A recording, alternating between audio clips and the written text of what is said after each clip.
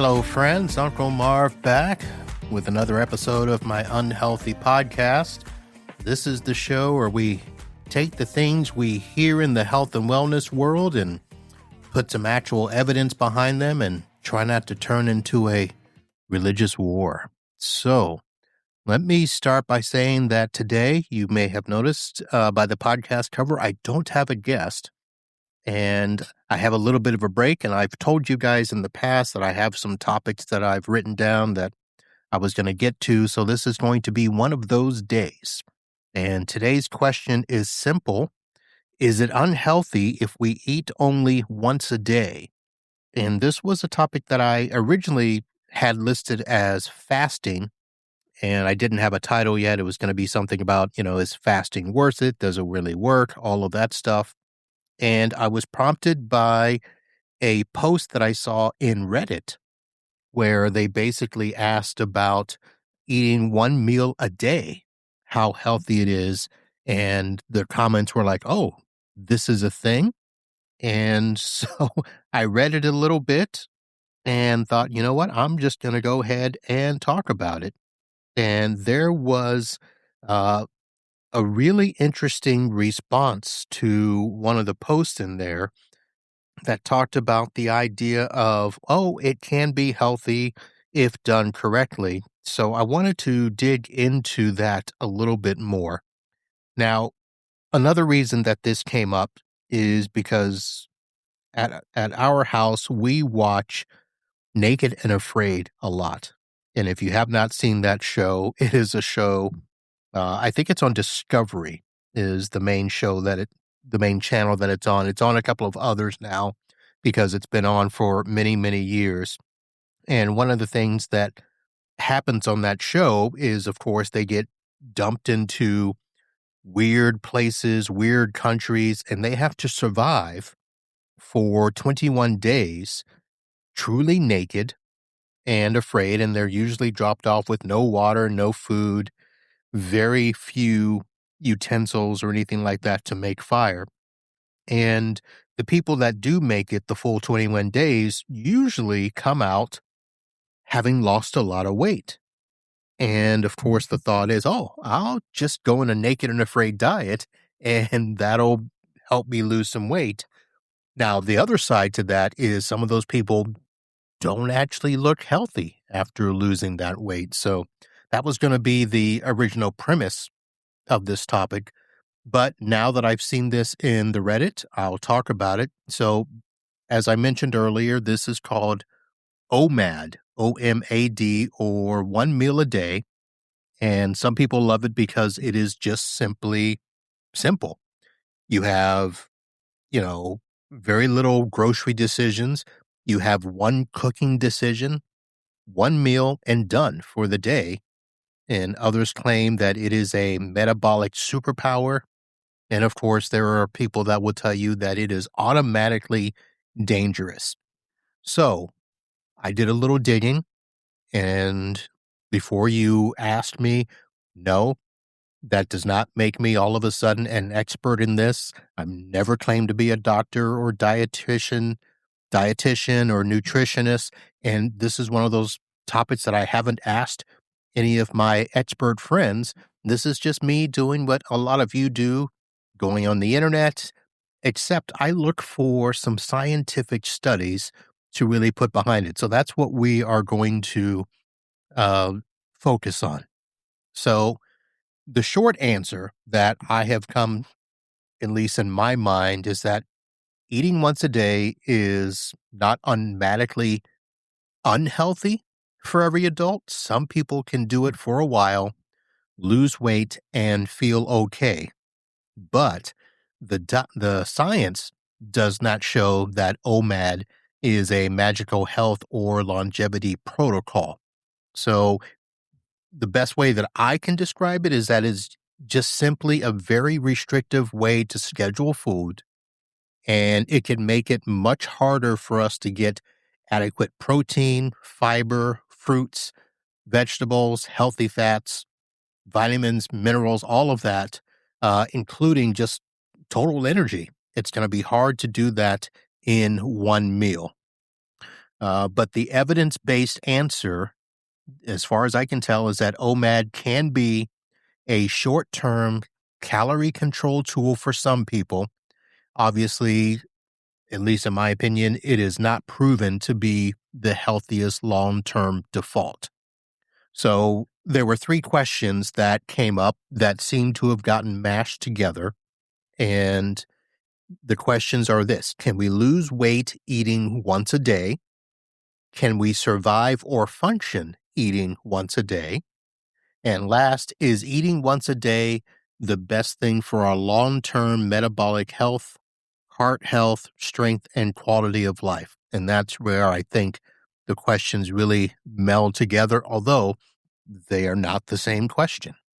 So there actually have been some studies on this, and I'm going to talk about what those studies have found. And again, we are starting with direct evidence, not vibes, not stuff that I've just saw somebody write and taken it at value, whether or not they claim to be an expert or not, because let's face it, most people on Reddit or YouTube are not, but they obviously don't say that.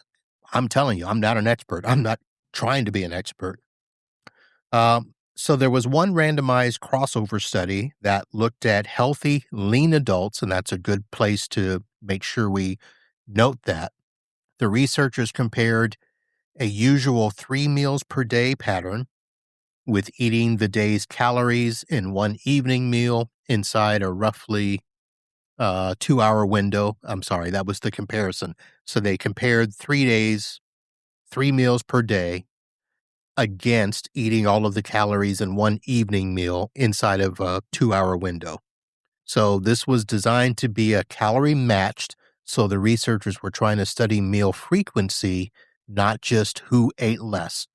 So over the study periods, the 1 meal group lost more body mass and more fat mass, and they showed greater fat oxidation during exercise. And what does that mean in plain English?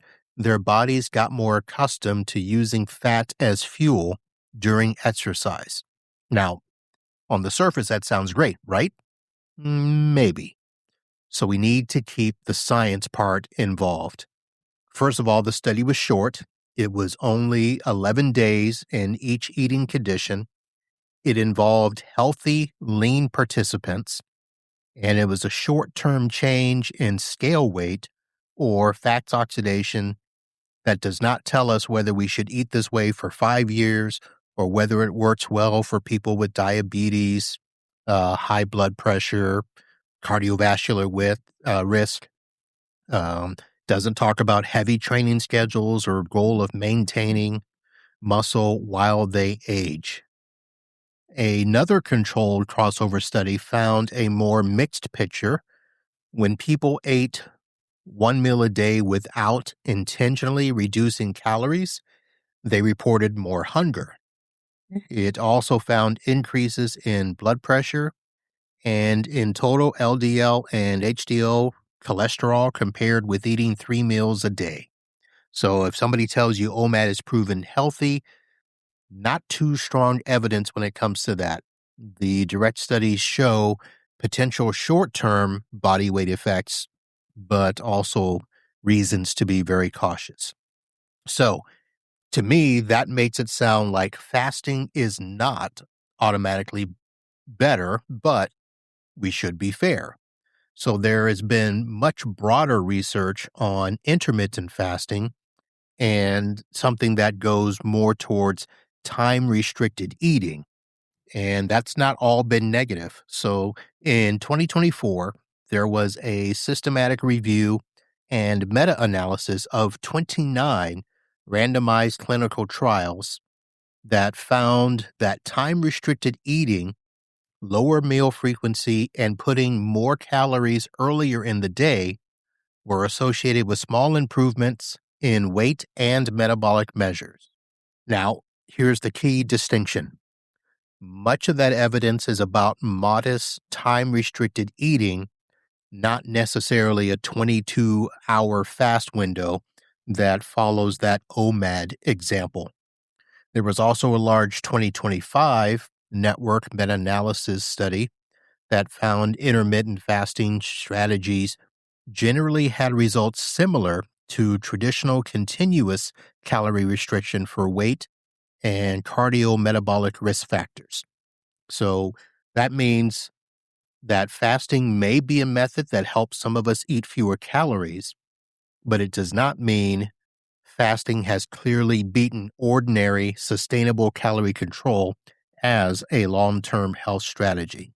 So what I'm taking for that is that for most of us, the best eating patterns is not the one with the most dramatic name. It is the one that lets us reliably eat nutritious food, get enough protein and fiber, preserve our muscle, manage our medical conditions, sleep well, and stay sane around food. Now, I'm going to throw this out there because I don't know if anybody is going to retort back to me, but there was a large observable study that often gets cited around mortality. It found that adults age 40 and older who reported eating one meal per day had higher observed all-cause and cardiovascular mortality risk. It also found associations between skipping specific meals and mortality incomes. So that is something that needs to be taken seriously. If you're over 40 and you're going to cut back to one meal, just note that there are higher risks when it comes to not just overall health, but in some cases, death. So the observational research can show associations, but not clean causation. So people who eat once per day may be dealing with illness, food insecurity, unusual work schedules, low appetite, smoking, history, stress, all that stuff. And they're just difficult to fully correct statistically. So the responsible conclusion, I believe, is not one day a meal will kill us.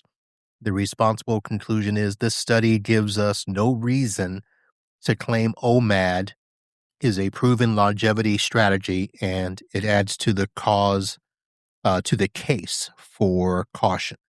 Now, the practical problem in all of these studies is that for many of us, the biggest concern is not whether the fasting window makes us more metabolically flexible. It's whether we can build a complete day of nutrition into one sitting. So, can we realistically get enough protein in just one meal?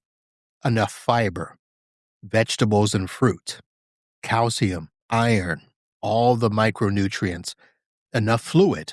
Obviously, you're not going to stop drinking even water the other 22 hours if you're trying to cram all that into a 2-hour window. So all of that has to be considered. Can you do all of that in just one meal? And can we do that without feeling miserable after eating a restaurant-sized meal every day? If we're active or if we're somebody that, is trying to keep that strength, doing a lot of activity, or even getting older, protein becomes more important. It's usually much easier to distribute protein across 2 or 3 meals rather than trying to force it into just one dinner. And let's see here, we should also pay attention to feedback from our actual bodies. So it has been reported that OMAD gives people dizziness, shakiness, headaches, fatigue, irritability, sleep problems, constipation. There's a whole list of stuff here, folks. So if we are learning one thing in this show is that we need to listen to our bodies. And so trying to do this OMAD is a very big test of our character. It's useful data that our body is telling us that the pattern may not be a fit. So there was a neat little thing that came out of my study where it talked about who should not experiment casually. And I'm like, okay, well, if we're talking about this, we're talking about all the things that we should think about, but then it gives me a list of, who should not experiment. Well, it's weird because I think this is almost applicable to just about anything because it says the people who should not experiment includes people who are pregnant or breastfeeding, people under 18, people with a current or past eating disorder, people with diabetes, especially anyone using insulin or medicines that can lower blood pressure or blood sugar, people who are frail, people who are trying to prevent muscle loss, and anyone whose medicines may need to be taken with food at specific intervals. So, again, that's something that obviously comes into play. So, now what is the more sustainable option? So, if what we want is simplicity, or we want weight management, or fewer decisions around food, we do not have to, leap immediately from 3 meals a day down to one or something like that. So, a much more practical middle ground may be a 10 to 12 hour eating window. It's more of, that cycle of eating in the daylight and not eating when it's dark. So, eating from 10 to 12 hours or maybe breaking it into two balanced meals, a late breakfast and a dinner or a lunch and a dinner. And at each meal, we make sure to include, a sustainable protein source, vegetables and or fruit, high fiber carbs when they fit our needs, unsaturated fats, and then of course, enough water and overall food to support our activity and health goals. So here we go. The bottom line is eating once a day healthy? Well, actually, the question I think I posed was, is eating once a day unhealthy? And the answer to that is not automatically. So for every adult, that is healthy, OMAD may be workable for a short period of time. It may help reduce calories or body weight, but scientifically, it is not established as something that should be done for long-term health, especially when it comes to heart health, longevity, diabetes prevention, all that sort of stuff. So I'm not asking you to join Team OMAD or Team 3 square meals a day. Uh, the job here was simply to help us find a pattern that meets our nutrition needs, fits our health conditions, and if you're taking medication, your medication schedule. We need to support strength and health and not turn every day into a battle with hunger. So that's pretty much it. I am going to make sure that there is all of the sources that I went through, and some of these are pretty meaty. I mean, we're talking about things from the Journal of American Medication, um, things that I would not normally read, but I'm going to have those links in the show notes so you can go and look at that information for yourself. Just remember, folks, I didn't start this show to chase hacks. I'm here to help us make better decisions with better information. And if this has helped you, share it with somebody who has been told that the secret to health is apparently one enormous dinner and sheer willpower. And, if you've got somebody that is a medical dietitian, nutrition expert, um, have them review this, give me a shout out, and we can chat about it more. But that's going to do it. Thank you very much. As always, take care of yourselves, take care of each other, and we'll see you next time. And until then, live healthy and be happy.